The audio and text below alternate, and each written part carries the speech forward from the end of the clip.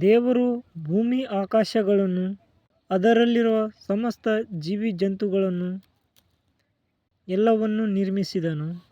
ಈ ಎಲ್ಲ ಮರಗಳು, ಎಲ್ಲ ಕಬ್ಬಿಣಗಳು, ಎಲ್ಲ ಬೆಳ್ಳಿ ಬಂಗಾರಗಳು ಎಲ್ಲವೂ ಆತನವೇ. ಆತನೇ ಸೃಷ್ಟಿಸಿದನು. ಆದರೆ ಈಗಿನ ಮನುಷ್ಯರು ಏನು ಮಾಡ್ತಿದ್ದಾರೆ?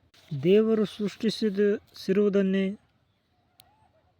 ಪೂಜಿಸುತ್ತಿದ್ದಾರೆ. ಇದು ತಪ್ಪು.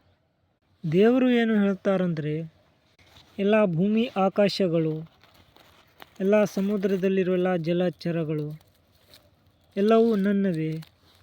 ಎಲ್ಲವನ್ನು ನಾನು ಸೃಷ್ಟಿಸಿದನು. ನನಗೆ ಏನು ಕಾಣಿಕೆಯನ್ನು ಕೊಡುತ್ತೀರಿ? ಎಲ್ಲವೂ ನನ್ನದೇ. ನಾನು ಸೃಷ್ಟಿ ಮಾಡಿದವುಗಳೇ ಎಂಬುದಾಗಿ ದೇವರು ಹೇಳುತ್ತಾನೆ. ಎಲ್ಲ ಬಂಗಾರದ ಮೂರ್ತಿಗಳು, ಎಲ್ಲ ಬೆಳ್ಳಿ ಬಂಗಾರಗಳು ಎಲ್ಲವೂ ಇಲ್ಲಿ ನಶಿಸಿ ಹೋಗುತ್ತವೆ.